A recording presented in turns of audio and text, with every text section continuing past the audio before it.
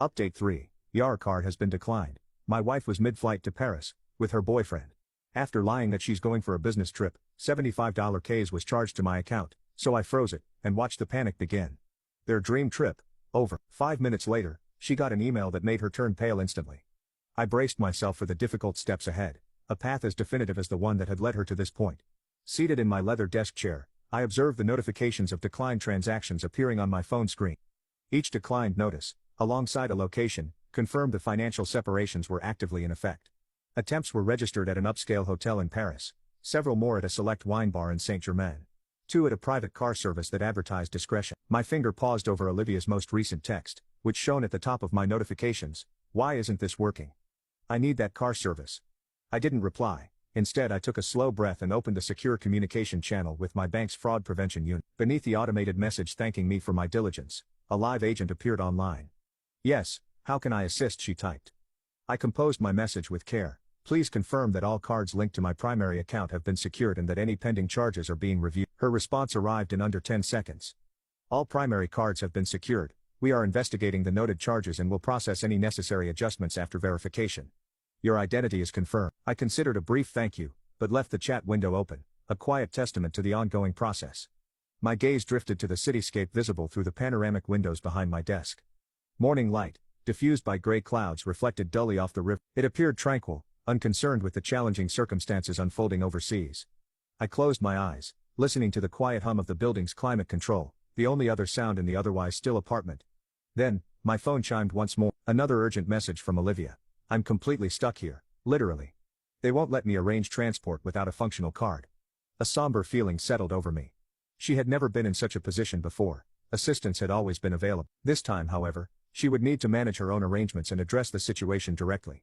I opened my laptop and began reviewing a timeline of Olivia's recent activities based on shared accounts and accessible information. Her latest public social media check-in, recent shared calendar entries, and travel records from a business event in Mumbai the previous year. I methodically gathered pieces of information, details that seemed ordinary until viewed through the lens of profound misjudgment on her part. Each appointment, each location, each photograph formed a trail diverging from our shared path. I scrolled until I located the Tachin IDs for the Paris charges, and copied them into an email draft addressed to my lawyer Daniel Miller. I added concise notes, potential misuse of joint funds, evidence of undisclosed external commitments, request to prepare for preliminary separation proceedings. I attached a copy of the first-class flight itinerary and a short video clip of her with Julian at an airport lounge. Satisfied, I hit send and watched the cursor spin. The email arrived in his inbox with a quiet sense of finality. FYI, more details to follow. The bank agent's message flashed again. Thank you for your patience. Should we notify you when the investigation is concluded? I paused, then selected yes. I needed confirmation that the bank's findings would be communicated directly to me, avoiding any chance Olivia might intercept their communications. A sense of firm resolve began to solidify within me. The situation was now being actively managed, and she was encountering the direct consequences of the choices she had made. I rose and walked the length of the apartment, past the minimalist art Olivia had chosen for our walls, monochrome cityscapes, vibrant abstracts that once seemed to represent our shared future. Now, each piece felt like a reminder of the trust that had been broken. I traced a finger over the frame of one particular print, a diffused image of the Eiffel Tower seen through rain-streaked glass. It had been a gift from our Valentine's trip to Paris. A trip she had initiated. She had spoken then of renewal, of adventure, of... Those words now felt like fine sand slipping through my fingers, insubstantial and lost. My phone buzzed again, but this time it wasn't Olivia. It was a notification from our home security system, front door unlocked. I frowned, her return wasn't expected for several hours. I opened the app and saw her profile icon indicating presence at the front entrance. My pulse quickened. I was about to engage the remote door lock when I saw the status switch to unlocked independently. Someone had used a physical key. I activated the camera feed and watched a somewhat grainy image of our entry hall. A luggage trolley stood before the door, and Olivia's tall silhouette appeared. She must have managed to secure an earlier return flight, perhaps using a shared corporate travel account I hadn't initially considered in the financial separation. She had found a way around the immediate fund restrictions. A wave of unease passed through me at her tenacity. I watched her reach for her phone, likely about to text me again, perhaps expecting intervention. For security and to maintain necessary boundaries during this period, I remotely ensured the apartment door was secured using its separate electronic lock. A moment later the door clicked audibly closed on the feed.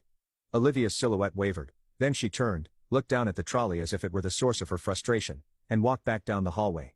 I sat down heavily in my chair, my breathing uneven. For the first time since discovering the extent of the situation, I realized the complexities involved were greater than anticipated. She had found an alternative way to return to the building, though the financial restrictions on joint assets remained firmly in place. My phone chimed with another alert, Daniel's assistant confirming receipt of my email. I typed a quick response, proceed as discussed, let's schedule a meeting for 10 a.m. tomorrow. I hit send, already anticipating the professional urgency of his reply. Then I muted the phone and sat still, feeling drained. The apartment was too quiet again, as if it too were holding its breath after Olivia's brief unexpected appearance in the building. I stretched my neck and peered out the window at the expanse of office towers, gleaming in the early sunlight. I considered Olivia, likely navigating the building's corridors, her luggage I thought of her probable weariness and the anxiety undoubtedly beneath her composed exterior, the difficult position she had created for herself. I glanced back at the bank's notification about the secured funds, still open on my second screen. It was a simple factual statement, card access restricted, investigation in progress. But to me it signaled a necessary step towards an unavoidable resolution. I sat upright, squared my shoulders and closed the banking window. This financial separation was more than a temporary hold, it was the first, deliberate step in addressing the truth of the situation and seeking a fair and just outcome. Her actions had brought these matters to a head. Now, the process of uncovering the full picture would begin, illuminating every aspect of our shared life, every broken promise, and every insincere excuse. A sense of profound determination settled over me. She might have thought distance would obscure the reality of her choices. But that distance had only provided a clearer perspective on the unfortunate situation and the necessity of the actions I was now compelled to take. My phone buzzed again, a muted vibration in the stillness of my apartment. I glanced at the screen and saw a bank security alert, transaction declined, then another, and another. Each alert confirmed the financial boundaries we're holding. I was managing the situation as required, taking one step at a time.